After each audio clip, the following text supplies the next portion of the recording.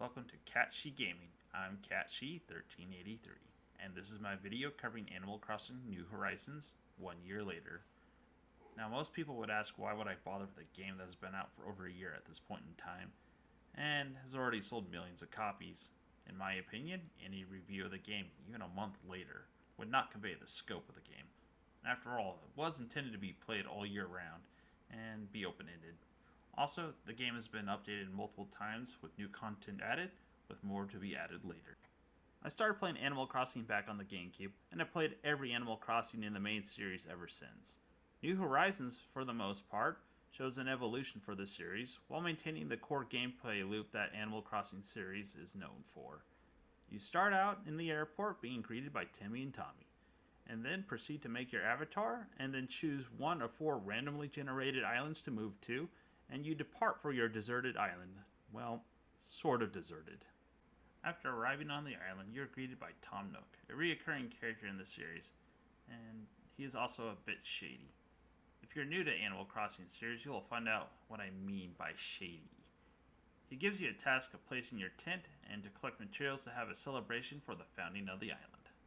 The next day, Tom goes over the expenses of moving to the island and realizes that you don't have any bells, the primary currency of the Animal Crossing series. This is where Tom introduces Nook Miles to the game, and has you pay off your traveling debt using them. You earn Nook Miles by fishing, catching bugs, gathering wood, fruit or shells, and plucking the weeds. You'll also give Tom some of the insects and bugs you caught in order to progress the game, and trigger Blathers to come to the island. After paying off your travel debt, Tom introduces a sort of sub-mechanic for Nook Miles, that being Nook Miles Plus. Basically, Nook Miles Plus is a way to earn more Nook Miles without having to complete the milestones from the app. This is mainly done by doing small tasks around the island, such as catching a certain number of bugs, or catching a specific fish, gathering wood, chopping down a tree, planting a fruit tree, or just talking to your villagers. These tasks are random and can be completed multiple times. I have some issues with the Nook Miles, but I want to go over a few more things before I go into more depths in regards to Nook Miles. So, with that brief overview of the beginning of the game, let's go over the appearance of New Horizons. The game uses an art style similar to previous Animal Crossing games, mainly that of New Leaf. But with the Switch's hardware, the developers were able to give the animals a sort of velvety texture, making them look like living stuffed animals. I can't help but think Animal Crossing is like the first Smash Bros. Game, where all the characters were toys being brought to life by Master Hand. There are a few things I'd like to touch on, one being the poor depth perception. I'm constantly missing bugs that fly around or miscast my fishing line, even when I'm sure I'm lined up with them, or I'm farther away than I thought I was. The other component that I find annoying and still persists from previous Animal Crossings is when you walk behind a structure or a tree and they remain opaque instead of going transparent. This seems to be a flaw that was never considered since weeds, fish, insects, or other items can be obscured. A good example of this being an issue would be the scorpions or tarantulas. You know, the insects that attack you and cause you to pass out when bitten or stung. And not being able to see them is a problem. Something that did change is the area the game takes place in. The layout of the village has changed with each version of the game. And this time around, New Horizons takes place on an island and not in a boxed-in canyon or a chunk of coast. It is clear the developers took inspiration from games like Minecraft or Dragon Quest Builders when making the game, that being the island is placed in a lattice of sorts. The change to an island setting is just surface level. It makes very little difference whether it takes place anywhere else in terms of its physical layout. This leads me to a somewhat new feature I very much appreciate. What I mean by somewhat new is that you can choose the location of your house and bridges in New Leaf. In New Horizons, you can choose the location of Nook's Cranny, Mabel Sisters, the museum, other villagers' homes, and ramps as well. It is clear the developers paid attention to the hacking scene in New Leaf and implemented ways to arrange the island's buildings. Here I feel the need to address a lost opportunity. Several buildings that were in previous Animal Crossings do not make an appearance, such as the cafe, Leaf and Kick stores, as well as the post office. I dislike it when content is taken away, especially when there is already a solution, other than randomly bringing these characters to the island throughout the week.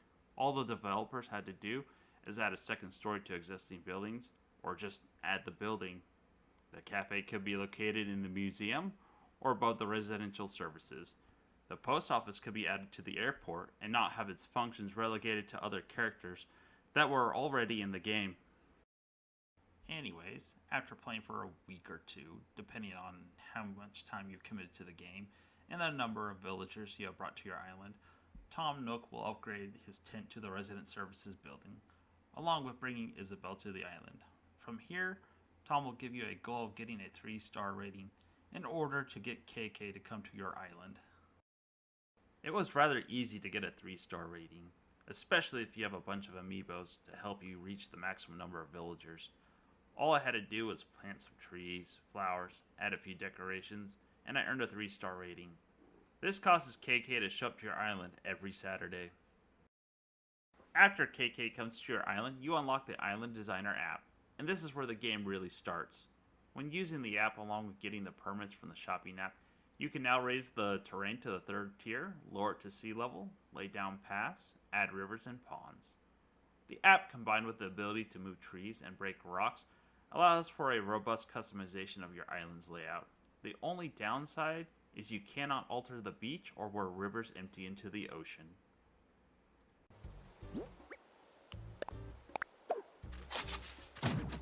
In general, the Animal Crossing series is open-ended and has no real end goal. I set my own goals at this point. I wanted to earn a 5-star rating, collect all the bugs, fish, and art pieces for the museum, build the robot hero, and get all the golden tools. Earning a 5-star rating is where I have another quandary with the game, or more precisely, how the rating system works. That being, I have no idea how the rating system works. This is where it starts to get frustrating. So you go to Isabelle and ask about your island's evaluation. Isabelle will then give you a rating and a pointless quote that is never helpful. Then she gives you a suggestion on what to do to improve the island's rating. This is where the core problem emanates from.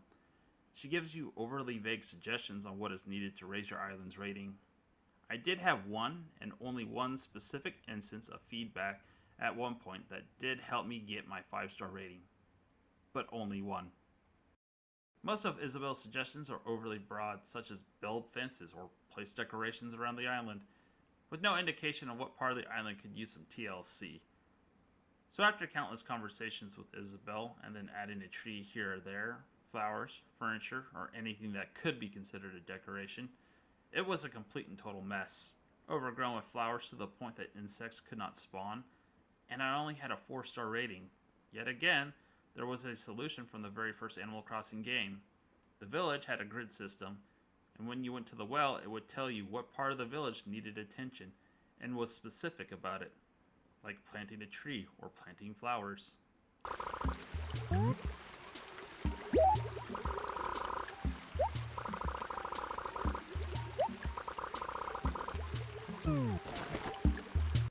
That's when I lost it.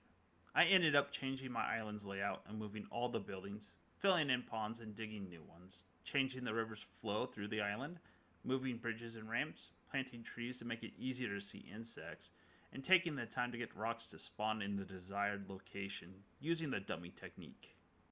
Now that I've covered the outside, let's move inside. Unlike the layout of the village, the core gameplay for your house has not changed much. You upgrade your tent to a house, add more space and rooms, a second floor, and a basement. Unlike in previous versions, you don't expand the rooms other than the main room. They stay the same size after they are added on. On top of that, both the basement and the upper floor are a weird rectangular shape. The upper floor I kinda get, but the basement? Why can't the basement be the same shape as the main room above, or bigger? I also don't like the smaller rooms either. It limits what you can do with them and gives your house a more cluttered feel to it. I see no reason why the developers removed the expanded additions to the house. Why not add rooms to the basement, or make the upper floor a hallway, and then add rooms off the hallway? Taking away the expansion takes away from the game. It means even less to do in the game. If there was one thing I would remove, if there was a choice, would be the feng shui system. It makes no sense, and you have to put odd pieces of furniture against the wall in order for it to work. And a great deal of the time, it was random items that just happen to be in the color needed for that wall, and I think of it in the same terms as Mr. Resetti, exceptionally annoying. This brings me to the furniture and the decorations. I personally find most of the furniture and other items unappealing and on the ugly side, not to mention a little limited in some ways. I wanted to set up an office and a kitchen, but most of the items for the kitchen sat on the floor and did not match. At this point, why not add counters or cupboards? That's which is where it gets limited. Not to mention, there are fewer sets this time around. The developers did add different finishes and colors for the same furniture, but it feels like an artificial way to increase the pieces of furniture in the game through simple palette swaps. This leads to another problem, that being you are at the mercy of the RNG gods. This is not exactly new to Animal Crossing series, but in New Horizons, the furniture keeps repeating in Nook's Cranny, with new pieces of furniture appearing rarely. I suppose that might have been the intention with the introduction of the DIY mechanics. At first, I liked the DIY mechanics, taking what Reese and Cyrus did in New Leaf and expanding on it for the players. I in general like games that involve a bit of a grind when it comes to resource gathering. There is little to no issue with gathering the raw materials outside of gold ore. The problem is getting the recipes. When I first started, it was not an issue, but as I progressed through the year, I got fewer and fewer new recipes and more repeats. Yet again, you're at the mercy of the RNG gods. You would think the developers would take into account what recipes you have and try and get you the recipes you don't. But no, they don't. This is so bad, I had three, yes, three of the same DIY recipe in the span of 1 hour. One from the bottle, a villager, and a balloon. It gets worse when you need DIY recipes to make other DIY recipes, like the giant robot hero, which requires the gold armor, which appears to be a rare recipe for my island. One last issue I have with the DIY mechanics is when crafting anything. The materials have to be in your inventory, even inside your house, and you have to craft them one at a time. On top of that, you have to say yes to keep crafting every time. Why can't I just use the materials stored in my house instead of moving them to my pockets, or craft multiple of the same items like bait?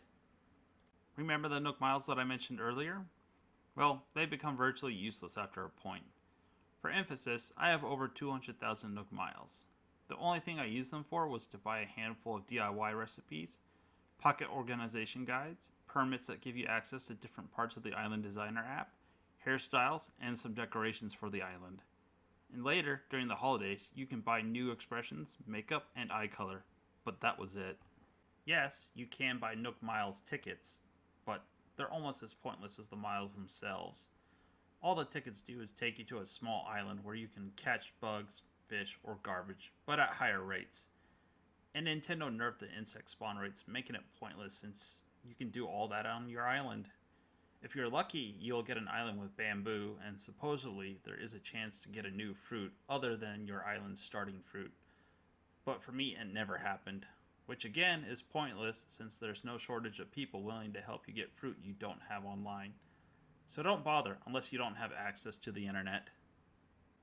If there is one way to improve the Nook Miles tickets, it would be to take you to an island that is in a different season or in another hemisphere. This way you can catch fish and bugs out of your island's current season. Unfortunately, there is more to Nook Miles that I find to be off-putting. I already touched on this earlier. The first issue I have is with Nook Miles Plus, often asking you to cut down a tree, plant one, or talk to villagers, even if they are sleeping, or some other task that in some cases you can't complete or don't want to in order to earn points.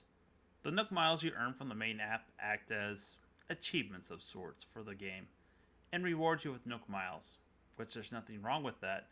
The problem is many of them are tedious and I find a bit pointless, like talking with all of your villagers every day. It's a pain to track all 10 down and make sure you talk to them all, and in general, not worth the effort outside of getting a DIY recipe, assuming it's not another repeat. An example that I find rather extreme is crafting 1,000 DIY recipes.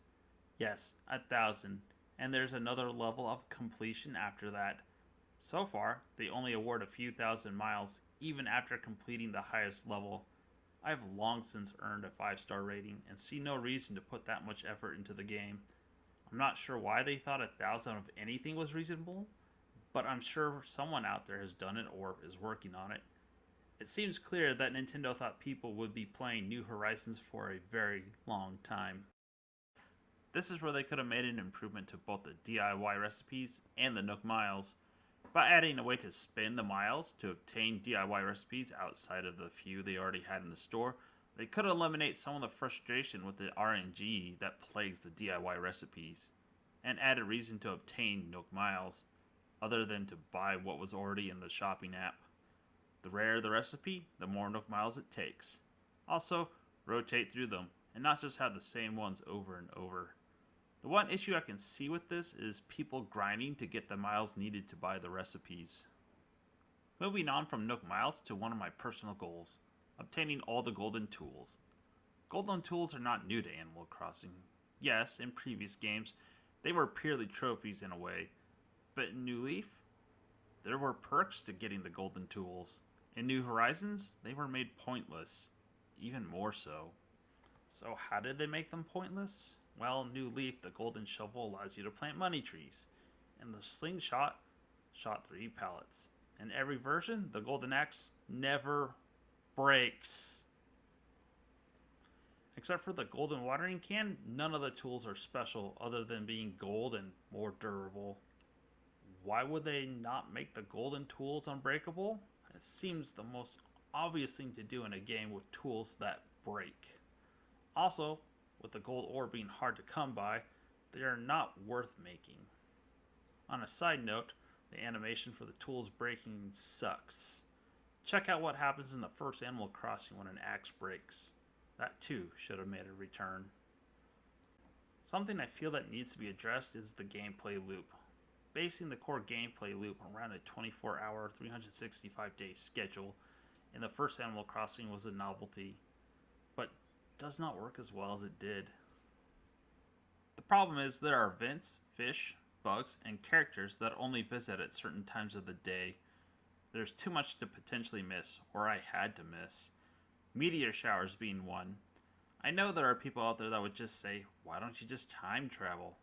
I eventually had to in order to experience some events, to catch bugs, fish, or encounter characters like Celeste or Wisp. For me, I think the game would be better if it did what other games like Stardew Valley or Harvest Moon did, and make up a calendar and have days last a few hours. A player could experience more of the game in events if there was a way to progress at their own pace and not have to worry about missing days. Speaking of events, I have a particular issue with Isabelle and her daily announcements. So whenever you start the game, and if you're lucky, she will say there are no new announcements and let you get to the game. Unfortunately, most of the time she prattles on about nonsense. Here is where Nintendo could have made a huge quality of life improvement by having her announce who was visiting the island for the day. Which brings me to the characters that visit your island. I did touch on some of them, and that I think they should have a more permanent presence with their own shops. Other characters like Gulliver are fine coming on random days throughout the week. Red is where I have a particular grievance, and the art he sells. In my experience, Red would often sell the same art or forgeries. Even after the developers adjusted how often he comes, the same problem still persists. At one point, for 5 visits from Red in a row, he sold art that I already bought, or in 2 cases, back to back, all the art was fake. I had to check, and yes, Red and New Horizons can sell nothing but fake art. Let's do some math.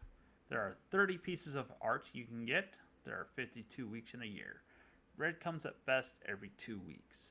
In a best case scenario, it would take 13 months to get all the art.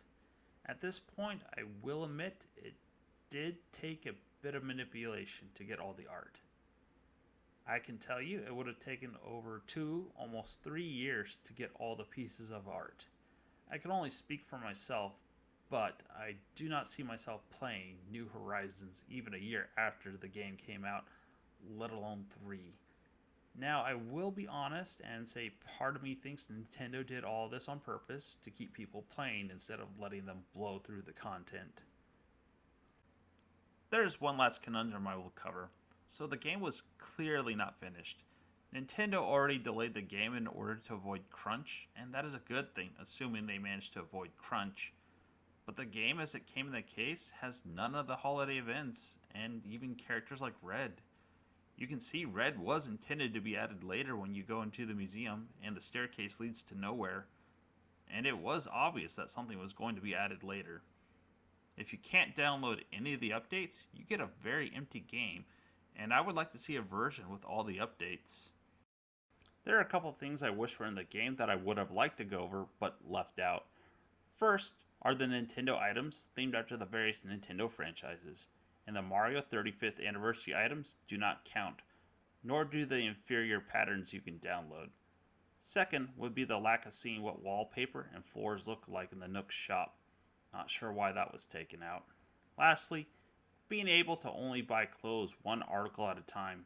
For example, I can't buy multiple shirts at once and have to go back into the changing room to buy a different shirt. With all that has been said, will I bless or will I curse this cash cow? Some aspects of the game are left to be desired and detracted from the game. The developers altered the spawn rates for some of the bugs, making them spawn at lower rates. This is a distinct negative for me, and the reason why was a bit absurd. The addition of the island editor and the DIY mechanics does not save the game. Yes, it helps with overall quality of life issues, but it's not a game changer.